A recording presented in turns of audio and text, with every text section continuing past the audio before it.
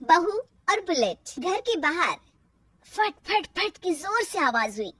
सीमा को लगा कि पटाखे फूट रहे हैं। वो डर के मारे घर से बाहर निकली। देखा तो सामने योगेश यानी कि पतिदेव एक बुलेट बाइक पर बैठे हैं। अरे डर गई क्या? बाइक लेकर आया हूँ तुम्हें घुमाने के लिए। सच में? मुझे लगा पटाखे फूट रहे हैं। अरे पटाखे भी फूटेंगे और मिठाई भी बटेगी। माँ को तो बुलाओ। माँ भी बाहर आ जाती है। अरे योगेश बेटा, इतनी जल्दी आ गया? और ये गाड़ी किसकी है? साहब की है? हाँ माँ, तुम्हारा बेटा साहब से कम है क्या? मेरी ही है। अरे बेटा, इतनी बड़ी गाड़ी ले ली, इससे तो तू घोड़ा ही ले लेता। महंगी पड़ी होगी ना? माँ महंगी सस्ती छोड़ो और मिठाई लाया हूँ, गांव में बंटवा दो। अरे बंटवा क्यों दो? पीछे बैठो, गांव में बांट कर आते हैं। सब खुश थे। योगेश गांव के बाहर एक कोयले के खदान में मजदूरी करता था। मेहनत और अकल से उसने वहां ठेकेदारी का काम सीख लिया और सूझबूझ से ठीक ठाक पैसा बनाने लगा। गांव में बात फैल गई कि योगेश के घर धमाका गाड़ी आई है। ऐसी गाड़ी पहले कभी किसी ने गांव में तो देखी नहीं थी। योगेश और माँ गाड़ी से वापस घर आ जाते हैं। बेटा, बाबूजी ऊपर से देख रहे होंगे और आशीर्वाद भी दे रहे होंगे तुझे। वो होते तो उनको भी घुमाता माँ। पूरे गांव में नाच नाच के मिठाई बांटने जाते। जैसे मैंने नाच नाच के बांटी थी जब वो अपने लिए एक साइकिल लेकर आए थे। बस बस, बाबूजी दो बात भी सुनाते कि फटफट वाली फटफटी ले आया।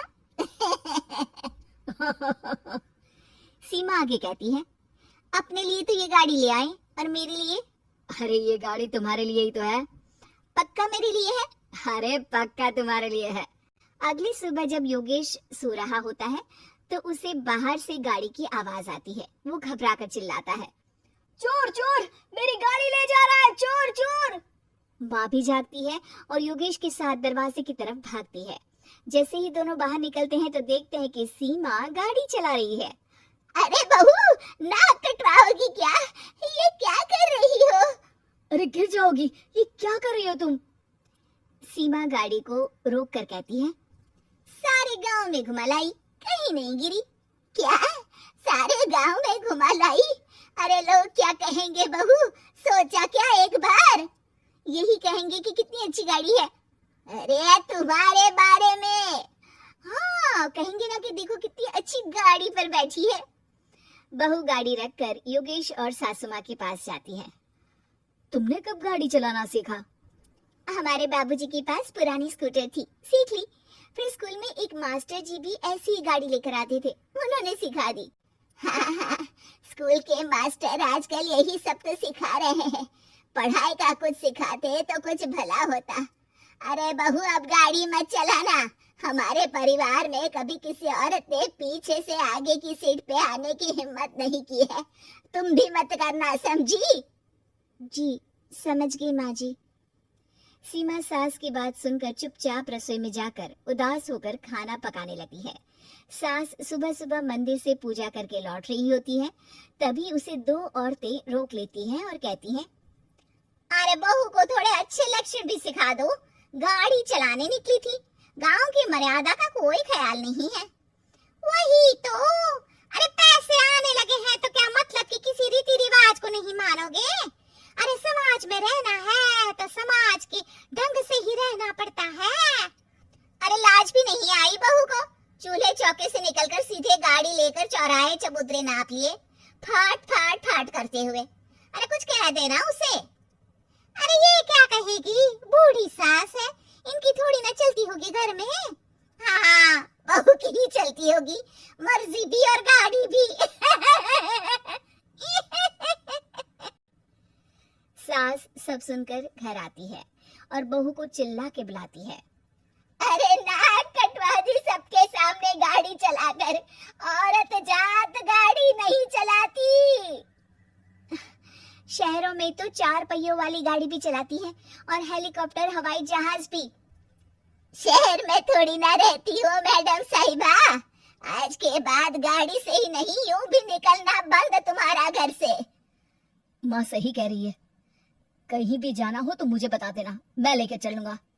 आज माँ को तुम्हारे कारण कितनी बातें सुननी पड़ी। इतना कहते हुए योगेश वहां से चला जाता है। बारिश की वजह से कारखाने के रोड पर कीचड़ रहता है, इसीलिए योगेश गाड़ी घर रख कर जाता है और किसी से लिफ्ट लेकर कारखाने पहुंचता है ताकि नई गाड़ी गंदी ना हो। लेकिन शाम को इतनी तेज बारिश होती है कि उसे वापस आने का कोई साधन ही नहीं मिलता।